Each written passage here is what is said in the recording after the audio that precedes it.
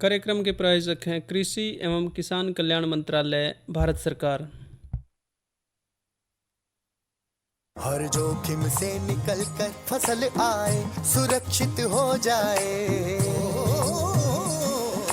फसल बीमा से हर किसान अब आत्मनिर्भर हो जाए। संकट के समय प्रधानमंत्री फसल बीमा योजना किसानों के लिए वरदान है।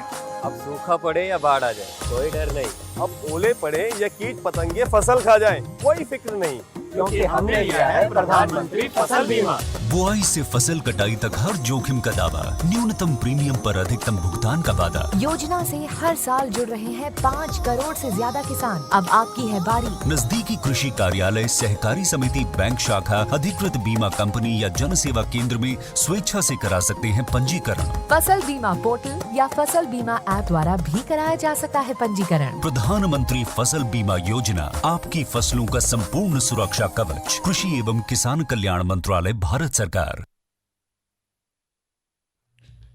विनोद भाई राम राम। और प्रीतम भाई अपना भी राम राम। और कार्यक्रम सुनने वाले हमारे सारे किसान भैया ने बहना ने दोनों की राम राम। विनोद भाई, हाँ प्रीतम भाई, आज का जो किसानवाणी कार्यक्रम है, क्या खास चर्चा भाइयों खातिर ले भाई खास चर्चा तो हर रोज लेकर आओ, लेकिन आज जो हम चर्चा में बात करेंगे राष्ट्रीय खाद्य तेल मिशन की जानकारी लेंगे। साथ के साथ एक जानकारी यह भी दोगे कि राज्य के कृषि और बागवानी मंत्री के जो 2 दिवसीय राष्ट्रीय सम्मेलन है उसकी जानकारी दोगे। और साथ ही जो आज की नसीहत है, कद्दू वर्गीय सब्जियों की देखभाल। और भाई मनोरंजन तो फिर है। हाँ, ये है भाई, ये बातचीत हम करेंगे और शुरुआत करेंगे राष्ट्रीय खाद्य तेल मिशन से। तो जो राष्ट्रीय खाद्य तेल मिशन है भाई, कोई भी मिशन है उसका जो मकसद है वो उसको बढ़ावा देना है। और भाई जो हमारे खाद्य तेल हैं उन पे हम जो है विदेशी मुद्रा खर्च करके विदेशों से ले आवें उसको, तो भाई वो जो है ठीक नहीं है। इससे बेहतर है कि हमारे किसान भाई उसको अड़े उगावें और साथ ही जो है उनकी आय में बढ़ोतरी हो। तो ये हमारा जो पाम तेल ऑयल, इसको अंग्रेज़ी में कहते हैं, राष्ट्रीय खाद्य तेल जिसकी बात हम मिशन की कर रहे हैं, उसमें उसका मकसद है कि पैदावार में बढ़ोतरी हो। जो खरीदना पड़ रहा है बाहर से, आयात है, उसमें कमी आए, किसानों की आय में वृद्धि हो, ये उसका महत्व भी है। और जो ये योजना है ये प्रधानमंत्री जी ने शुरू करी है। और प्रीतम भाई देखो, जो प्रधानमंत्री जी की आपने बात करी, तो कृषि आय को बढ़ाने में मदद करने के लिए जो पाम तेल है उसका उत्पादन में एक नई राष्ट्रीय पहल की घोषणा है। और इसके अंदर खाद्य तेल में आत्मनिर्भरता के लिए राष्ट्रीय खाद्य तेल मिशन ऑयल पाम नामक जो यह योजना है, इसमें 11,000 करोड़ तो अधिक का इसमें निवेश शामिल है। और इसकी हम जो उद्देश्य की अगर जो बात करें तो इसमें घरेलू खाद्य तेल की कीमतों को कम करना, जो महंगे पाम तेल के आयात तय होती है। इसी तरह वर्ष 2025 से 26 तक जो पाम तेल का जो घरेलू उत्पादन है वो 3 गुना बढ़ाकर 11 लाख मीट्रिक टन इसमें करना से, यो तो हमारा एक उद्देश्य है।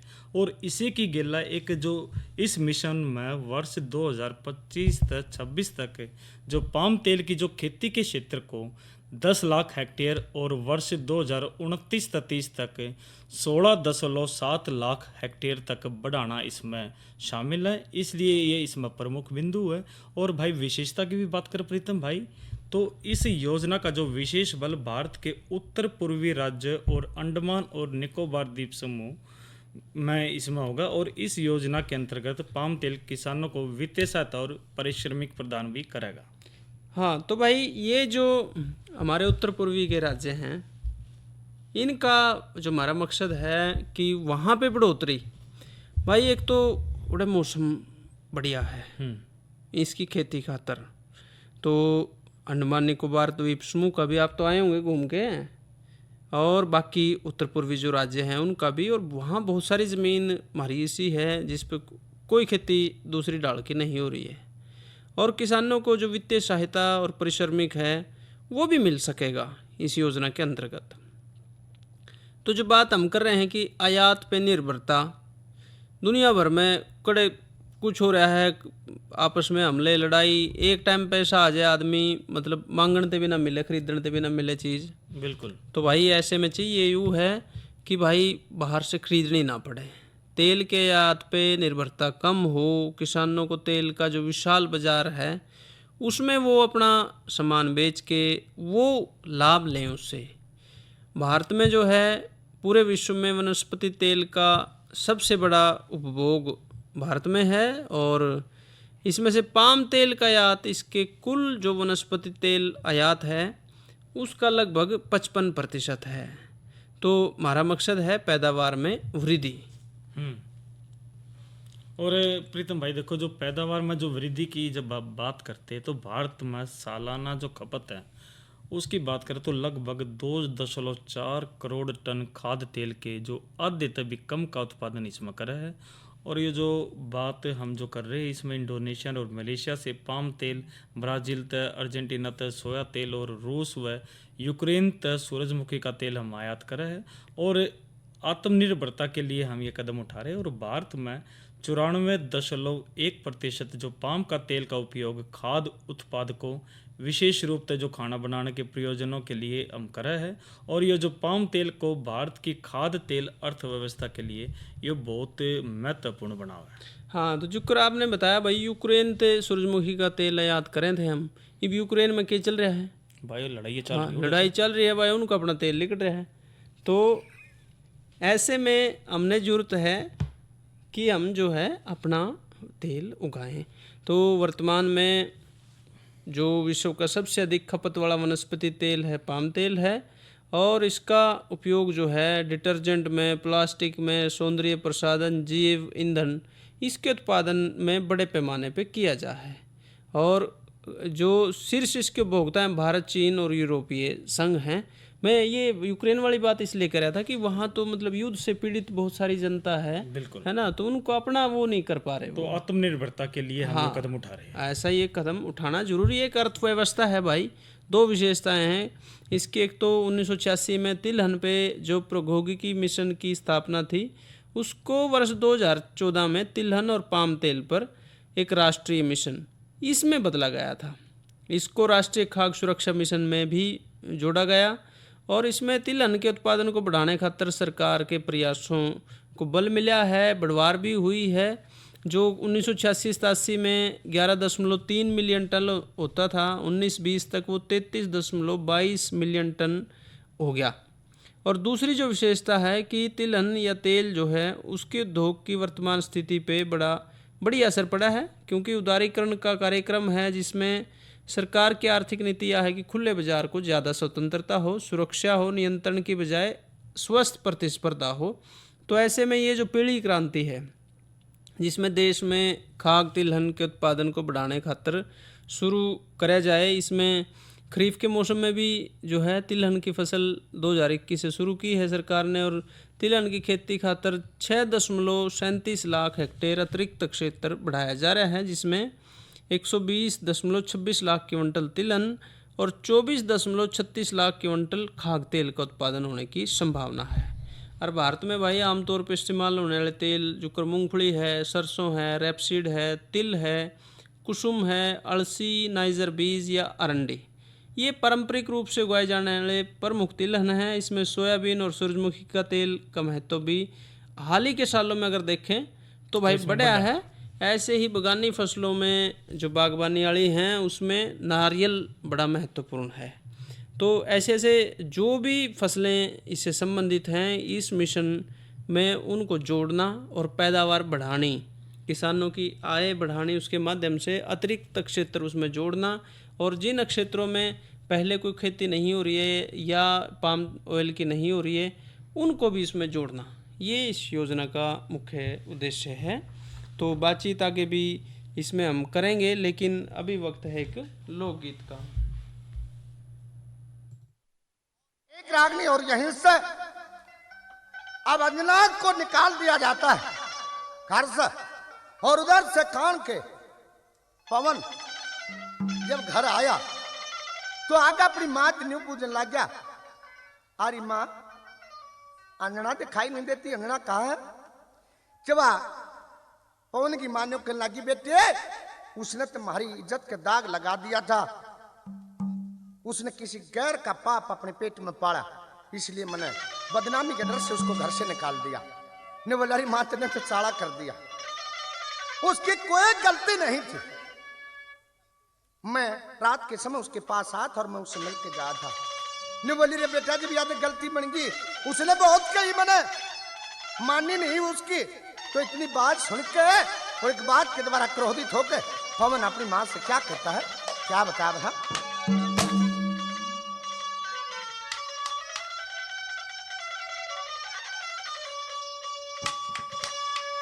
येरी बुरा मान चाहे बलारी माने, एक गलती कर दी खास तने,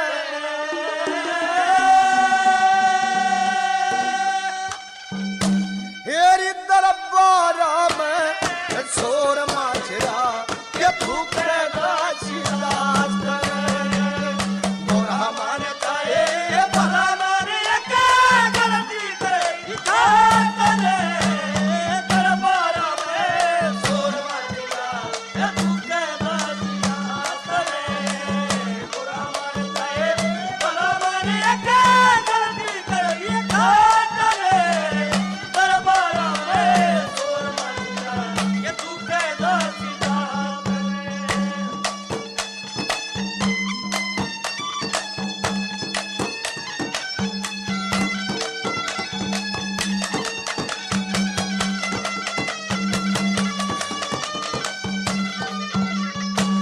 के 12 साल तक रही एक नींव, जाग्या को न लोभ कती, हेरी रानी त बनी काग उडाई सारा ओठ रोब कती।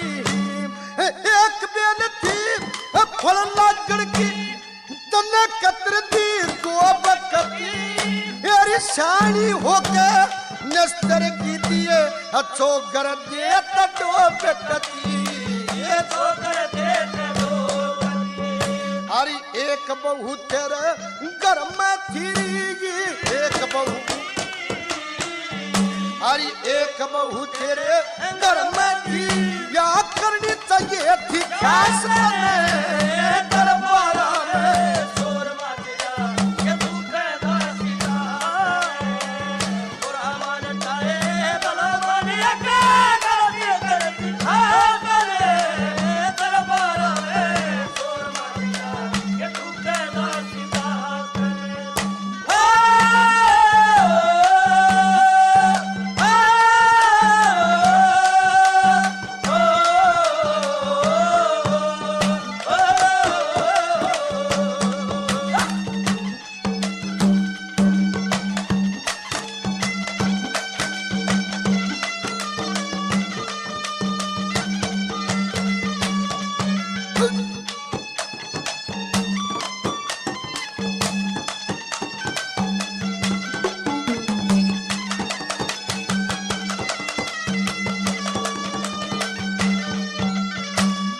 सासू देख बाट बहू की कद आवे नहीं नवेली, पुनवासी ने व्रत करे प्रसाद चढ़ावे बेली।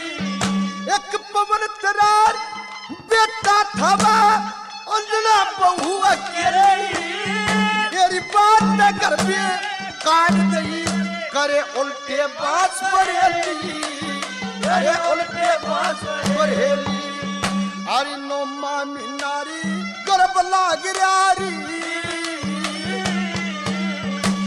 नो महानी ना गर्भ लाग रा वह राखी को न पारे दरबारा में शोर मचा ये तू के दासीदा, और हमारे चाहे भला माने के गलती कर आतले दरबारा में शोर मचा ये तू के दासीदा।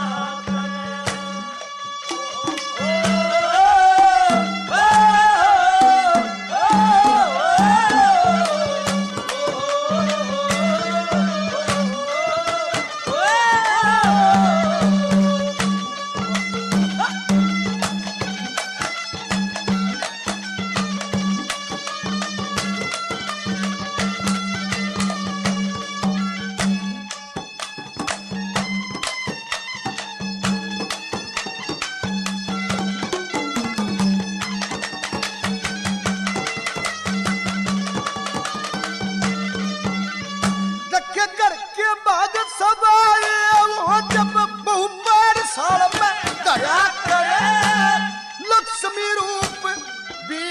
होनू कोठा में धन जरा करे देख बेटा जन कन्नू खाया था और के बुड़का भरा करे बेटे का घर बशर हनु माला राम की फेरा करे शीलक नहीं हुई बेटे कीरी शीलक नहीं हुई बेटे की अरे कर दिया सत्या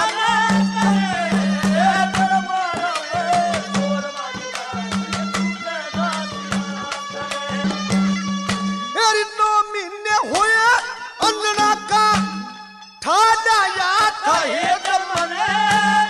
मेहर सिंह के कर्म मारे दे बॉर्डर ऊपर दे जमने कहते गोली था मारा था ना दे चपकड़े अंदर क्या बात करते लगे सगरी ते गेते भी ते जमने कित सिंगापुर मरी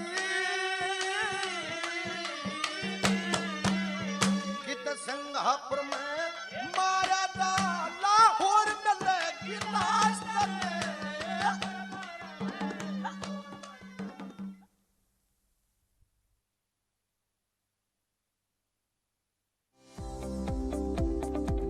कृषि के क्षेत्र में हरियाणा की अपनी खास पहचान है। गेहूं और धान की खेती के लिए ये राज्य प्रसिद्ध है, परंतु अब यहाँ के मेहनती किसान परंपरागत खेती की जगह नई फसलों को भी अपना रहे हैं। धान की फसल सिंचाई के पानी की अत्यधिक खपत करती है, जबकि पानी की उपलब्धता एक कठिन चुनौती बनती जा रही है। इसलिए आवश्यक है कि धान के क्षेत्र को क्रमशः कम करते हुए पानी की कम खपत करने वाली फसलों को जगह दी जाए। भारत सरकार की महत्वाकांक्षी राष्ट्रीय कृषि विकास योजना के फसल विविधीकरण कार्यक्रम के तहत किसानों को धान की जगह वैकल्पिक फसलें उगाने के लिए प्रोत्साहित किया जा रहा है। इस प्रयास को आगे बढ़ाते हुए हरियाणा राज्य सरकार ने मेरा पानी मेरी विरासत नामक एक अभिनव और प्रभावी योजना लागू की है। इसके अंतर्गत धान की जगह वैकल्पिक फसलें उगाने वाले किसानों को 7,000 रुपए प्रति एकड़ की दर से प्रोत्साहन राशि दी जाती है। हरियाणा सरकार के संगठित प्रयासों और किसानों के सहयोग से वर्ष खरीफ 2020 व 2021 में कुल लगभग 1,16,000 एकड़ क्षेत्र में धान की जगह वैकल्पिक फसलें उगाई गयी। इसके लिए किसानों को 76 करोड़ रुपए प्रोत्साहन राशि के रूप में दिए गए। फसल विविधीकरण के प्रयासों से वर्ष 2019-20 से 2021-22 के बीच धान के कुल क्षेत्र में लगभग 10% की कमी आई है। राज्य सरकार द्वारा एक अन्य प्रभावी योजना भी चलाई जा रही है, जिसके तहत धान की सीधी बुआई की जाती है। खरीफ 2021 के दौरान लगभग 17,000 एकड़ में धान की सीधी बुआई के लिए 8,627 किसानों को लगभग 9 करोड़ की प्रोत्साहन राशि राष्ट्रीय कृषि विकास योजना के अंतर्गत दी गई। इस वर्ष 1 लाख एकड़ का लक्ष्य रखा गया है। खरीफ 2021 के दौरान एक अन्य विविधीकरण स्कीम के तहत लगभग 34,000 एकड़ क्षेत्र में 22,000 किसानों ने दलहन तिलहन की खेती की और उन्हें 4,000 रुपए प्रति एकड़ की दर से लगभग 14 करोड़ रुपए की प्रोत्साहन राशि दी गई। गत वर्ष की तुलना में 2021-22 के दौरान दालों के क्षेत्र में करीब 40% तथा तिलहन में 11% की बढ़ोतरी हुई। भारत सरकार के सहयोग से राज्य सरकार के प्रयासों और योजनाओं ने फसल विविधीकरण की सफलता की अनेक कहानियां लिखी हैं। ऐसी ही एक कहानी है कैथल जिले की उप तहसील सीवन की। यहाँ के किसान धान और गेहूं की जगह खरबूजा, खीरा और टिंडा उगाकर उन्नति की नई राह पर आगे बढ़ रहे हैं। हमारे यहाँ पे स्कीम आई है सरकार की तरफ से, मेरी पानी मेरी विरासत। उसके तहत हमने धान और गेहूं को छोड़ के हमने तरबूज, खरबूजे, खीरे, टिंडे की खेती करनी शुरू की है और उसमें इंटरक्रॉप के रूप में हम मकई ले रहे हैं, जिसमें पानी की खपत काफ़ी कम हो गई है। 25% पानी में हम ये सारी फसलें ले लेते हैं और हमें सरकार की तरफ से इसमें सहायता मिल रही है 7,000 रुपये पर एकड़ की। और साथ में हमें और भी मुनाफा हो रहा है फसल में, हम 25 से 30% एक्स्ट्रा कमा पा रहे हैं, जो 25-30 हज़ार रुपये पर एकड़ बनता है। हरियाणा राज्य के किसान समृद्धि के नए मुकाम की ओर अग्रसर हैं। फसल विविधीकरण ने उनके जीवन में मुस्कान का नया रंग भर दिया है।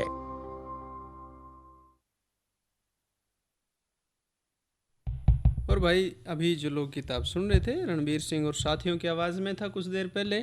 बात मौसम की करेंगे। बिल्कुल, मौसम की बात कर लेते हैं। आज अधिकतम 34 और न्यूनतम 28 डिग्री सेल्सियस रिकॉर्ड किया गया। और कल की बात कर लेते हैं, यानी कि आने वाले 24 घंटे की बात करें तो अधिकतम 32 और न्यूनतम 27 डिग्री सेल्सियस रहने की संभावना है। और जड़े तक बारिश की बात करें तो भाई तकरीबन बारिश होने की पूरी संभावना 70% इसमें संभावना है। हाँ, तो भाई ऐसे ही कल वीरवार को जो कृषि में कार्यक्रम जाएगा हमारा किसान वाणी का, वो उर्वरकों का सुरक्षित उपयोग और महत्व और बीज बैंक, ये 2 चर्चा हम लेकर आए हैं, कल आएंगे। और एक खास जानकारी कि भाई राज्यों के कृषि और बागवानी मंत्रियों का 2 दिनी राष्ट्रीय सम्मेलन बेंगलुरु में हो रहा है 14 और 15 तारीख को। केंद्रीय कृषि और किसान कल्याण मंत्री श्री तोमर जी भी इससे जुड़ेंगे। और इसका जो उद्देश्य है वो तकनीकी स्तर में डिजिटल कृषि, प्रधानमंत्री फसल बीमा योजना, प्राकृतिक खेती, FPO, ई-नाम, प्रधानमंत्री किसान सम्मान निधि, राष्ट्रीय खाद्य सुरक्षा मिशन, कृषि अवसंरचना कोष और ICR द्वारा विकसित नई तकनीकें, ये है भाई। और सम्मेलन के दौरान किसानों को कृषि उत्पादों की बेहतर कीमत प्राप्त करने खातर, कृषि उत्पादों के व्यापार विपणन को बढ़ावा देने खातर जो प्लेटफॉर्म सरकार ने बनाए हैं वो सब भी इसमें शामिल रहेंगे। इसमें खेती के बाजार, खरीदार, सेवा प्रदाता, किसान सब तक पहुंच किसान की हो, और इस लिए ये सम्मेलन आयोजित हो रहा है। तो ये जानकारी उससे संबंधित। और जो हमारी अगली जो चर्चा है वो है कद्दू वर्गीय जो सब्जियां हैं उनकी देखभाल। तो भाई कद्दू वर्गीय जो जाति की सब्जियां हैं वो लौकी है, करेला है, टिंडा है, तोरी है और ककड़ी है भाई। तो कच्चे फलों को तोड़ के इस महीने नियमित रूप से भाई बाज़ार में भेजें। ज़रूरत हो तो सिंचाई करें। आजकल के दिनों में तो नहीं है, अगर मतलब लगभग सारे इलाके में 1-2 बारिश तो हुई है भाई। तो जो भी गर्मी की पुरानी फसल है उसमें फल छेदक मक्खी ते उसको बचाने खातर मेलाथियान दवाई भाई डाल सके हैं 50 cc ताकत वाली जो आती है, या फिर 500 ग्राम कार्बेरिल 50% जो घुलनशील पाउडर आवा है। 250 मिलीलीटर फेनाट्रोथियान दवाई भी ले सकते हैं। और 1.25 किलोग्राम यानी कि 1.25 किलो गुड़, इसको 250 लीटर पानी में मिला के प्रति एकड़ के हिसाब से छिड़काव करना है। और भाई लालड़ी अगर आक्रमण कर रही हो फिर भाई 100 ग्राम कार्बेरिल 50 को जो घुलनशील पाउडर आता है उसको 100 लीटर पानी में मिला के 1 एकड़ की बेलों पे छिड़कना है। कार्बेरिल 2.5% का 10 किलोग्राम धूड़ा भी ठीक रहा है। सफ़ेद चूर्णी रोग लगने पे 800 ग्राम घुलनशील गंधक और 200 मिलीलीटर कैराथेन, इसका प्रति एकड़ की दर से खेत पे छिड़काव कर सके हैं। गर्मी की फसल समाप्त होने पे जुताई करें और दूसरी जो भी फसलें लगाने की तैयारी है वो भाई कर सके हैं। और इसी तरह जो नई उग रही फसल पर जो लाल तूड़ी है वह उसका प्रकोप होने से 100 ग्राम कार्बेरिल 50% घुलनशील पाउडर ले लेवे और इसको 100 लीटर पानी में मिलाकर प्रति एकड़ छिड़के, या इसकी जगह हम 10 किलोग्राम कार्बेरिल 2.5% का जो दौड़ा भी हम प्रति एकड़ दौड़ इसमें सके है। और इसी तरह जो बारिश के दिनों की बात करें तो इसमें जो वर्षाकालीन जो कद्दू है इसकी जो जाति की सब्जियां लगाने के लिए हमने खेत की तैयारी अच्छी तरह करनी चाहिए। खेत तैयार करते टाइम यो भी ध्यान रखना चाहिए जो इसमें 6 टन गोबर की खाद, 8 किलोग्राम नाइट्रोजन यानी कि 15 किलोग्राम यूरिया न ले लेवे और 10 किलोग्राम फास्फोरस यानी 60 किलोग्राम सिंगल सुपर फास्फेट और 10 किलोग्राम पोटाश यानी 16 किलोग्राम म्यूरेट ऑफ पोटाश प्रति एकड़ की दर तक हमने इसमें देना चाहिए। और बिजाई की जब बात करें तो इसमें नाड़ियों के दानों दोनों और इसमें करना चाहिए। और किस्म के चुनाव की जब हम बात करें तो बीज की जो मात्रा और बीजने की जो दूरी है उसकी हम बात करें तो इसमें ये ज़रूर ध्यान रखना चाहिए भाई, जिस तरह अब घिया की बात करें तो इसमें पूसा या समर प्रोलोफिक लॉन्ग और पूसा समर प्रोफिल राउंड है। इसमें बीजने की जो दूरी की बात करें तो कतारों की बात करें तो इसमें 200 सेंटीमीटर ले ले, और पौधे की बात करें तो इसमें 60 सेंटीमीटर ले ले। इसी तरह जो करेला की बात करता है, इसमें जो किस्म कोई टुम्बर लॉन्ग व पूसा, ये 2 मौसमी है। इसने कतारों में 150 और पौधों में 45। इसी तरह हाँ, तो भाई करेला की कोयम्बटूर लौंग और पूसा 2 आपने बताई। तोरी की जो है चिकना पूसा जो है और गुच्छेदार तोरी 2, और खीरा की जैपनीज लौंग, सब में 200 सेंटीमीटर लगभग बीजने की दूरी और 60 सेंटीमीटर पौधे से पौधे की दूरी। खीरे खातर लगभग 1 किलोग्राम बीज चाहिए भाई, और साथ ही प्रति एकड़ जो है उसकी बिजाई आप कर सके हैं। जरूरत के हिसाब से सिंचाई और खरपतवारों को निकालते रहें। लाल भुंडी लगे तो 10 किलोग्राम कार्बेरिल 2.5% का धूड़ा प्रति एकड़ ढूंढ सके हैं। भाई एक और सूचना चलते चलते, जो हमारा खेतीबाड़ी का हरियाणा का विश्वविद्यालय, हरियाणा कृषि विश्वविद्यालय, उसमें जो बच्चे दाखिला चाहते हैं, डॉक्टर बनना चाहें या जो भी कोर्स वहाँ पे हैं, उनकी दाखिले की तारीख बढ़ा के 15 तारीख तक कर दी है। तो भाई ज़्यादा जानकारी वेबसाइट पे ले लें। और जो कार्यक्रम के इस भाग के प्रायोजक रहे कृषि एवं किसान कल्याण मंत्रालय, भारत सरकार। हर जोखिम से निकल कर फसल आए, सुरक्षित हो जाए। फसल बीमा से हर किसान अब आत्मनिर्भर हो जाए। संकट के समय प्रधानमंत्री फसल बीमा योजना किसानों के लिए वरदान है। अब सूखा पड़े या बाढ़ आ जाए, कोई डर नहीं। अब ओले पड़े या कीट पतंगे फसल खा जाएं, कोई फिक्र नहीं, क्योंकि हमने लिया है प्रधानमंत्री फसल बीमा। बुआई से फसल कटाई तक हर जोखिम का दावा, न्यूनतम प्रीमियम पर अधिकतम भुगतान का वादा। योजना से हर साल जुड़ रहे हैं 5 करोड़ से ज्यादा किसान। अब आपकी है बारी। नजदीकी कृषि कार्यालय, सहकारी समिति, बैंक शाखा, अधिकृत बीमा कंपनी या जन सेवा केंद्र में स्वेच्छा से करा सकते हैं पंजीकरण। फसल बीमा पोर्टल या फसल बीमा ऐप द्वारा भी कराया जा सकता है पंजीकरण। प्रधानमंत्री फसल बीमा योजना, आपकी फसलों का संपूर्ण सुरक्षा कवच। कृषि एवं किसान कल्याण मंत्रालय, भारत सरकार। और भाई कार्यक्रम किसान वाणी का समय तक हमें इजाजत दीजिए। अच्छा भाइयों, राम राम।